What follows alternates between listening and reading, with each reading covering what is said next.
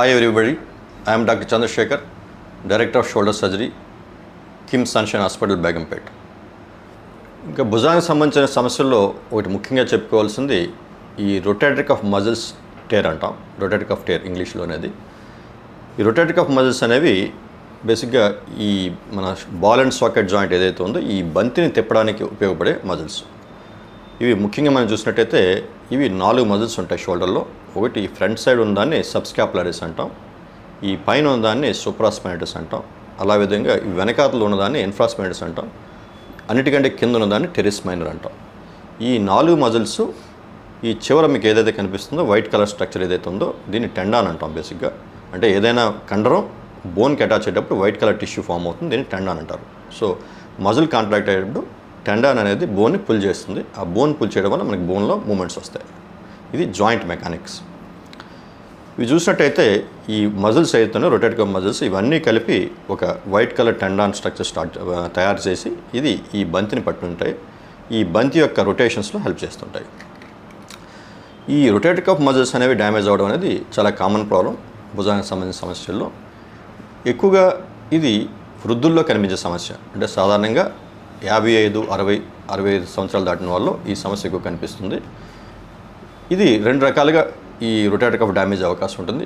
ఒకటి వయసు రీత్యా ఈ రొటేటరీ కఫ్ మజిల్స్ అనేవి బలహీనపడి దీన్ని డీజనరేషన్ అంటాం. ఈ వీక్ అయ్యి ఈ మజిల్స్ తేరే అవకాశం ఉంటుంది. ఇది ఒక సమస్య. రెండవది ఏమైనా దెబ్బలు తగిలినప్పుడు కింద పడడం వల్ల కావచ్చు, యాక్సిడెంట్ అవ్వడం వల్ల కావచ్చు, ఇటువంటి సందర్భాల్లో కూడా ఈ మజిల్స్ డ్యామేజ్ అయ్యే అవకాశం ఉంటుంది. ఇంకా మూడవది ఓవర్ యూజ్ అంటాం. ఓవర్ యూజ్ అనేది ఎక్కువగా మనం స్పోర్ట్స్ పర్సన్స్లో చూస్తుంటాం. ఇది ప్రొఫెషనల్ స్పోర్ట్స్ పర్సన్స్ కావచ్చు, లేదా ఫిట్నెస్ కోసం లేదా రిక్రియేషన్ కోసం ఆడే స్పోర్ట్స్ పర్సన్లు కావచ్చు. ఈ over head sports like tennis, badminton, volleyball, basketball ఇటువంటి స్పోర్ట్స్ ఆడే వల్ల ఈ సమస్య ఎక్కువ కనిపిస్తుంది. సో ఓవర్ యూజ్ అనే సందర్భంలో కూడా ఎక్కువగా ఈ మన భుజం యొక్క శక్తికి మించి దాన్ని వాడడం వల్ల కూడా ఈ మజిల్స్లో డ్యామేజ్ అయ్యే అవకాశం ఉంటుంది. ఇది తక్కువ వయసు వాళ్ళు రావచ్చు. సాధారణంగా 40, 45, 50 ఏజ్ గ్రూప్లో కూడా ఈ సమస్య, ఈవెన్ ప్రొఫెషనల్ స్పోర్ట్స్ పర్సన్స్లో అయితే ఈ 20s, 30sలో కూడా కొన్ని సందర్భాల్లో ఈ టేర్ కనిపించే అవకాశం ఉంటుంది.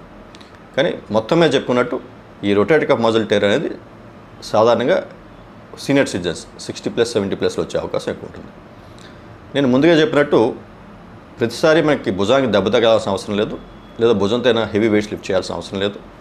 వయసు రీత్యా మజిల్లో ఏర్పడే చేంజెస్ వల్ల డిజనరేషన్ వచ్చి మజిల్ తనకి తానుగానే చిట్లే అవకాశం ఉంటుంది. సో చాలామంది పేషెంట్స్ సర్ప్రైజ్ అవుతారు. మీకు భుజం నొప్పి వస్తుందని ఎంఆర్ఐ స్కాన్ చేసి చూసి మీకు ఇక్కడ టేర్ ఉందండి అని చెప్తే, అదేంటి డాక్టర్ నేను కింద పడలేదు, నాకు ఎటువంటి యాక్సిడెంట్ అవ్వలేదు, అయినా కూడా మజిల్ ఎలా టేర్ అయిందని ఆశ్చర్యపోతుంటారు. కానీ ఇది సహజమే.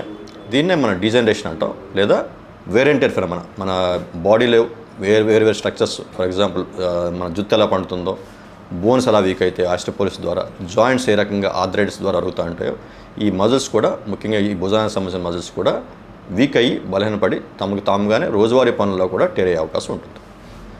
రెండవది నేను చెప్పినట్టు ఈ యాక్సిడెంట్స్లోన ఏదైనా హెవీ వెయిట్స్ ఎత్తినప్పుడు కూడా కొన్నిసార్లు ఈ మజిల్స్ టేర్ అవకాశం ఉంటుంది.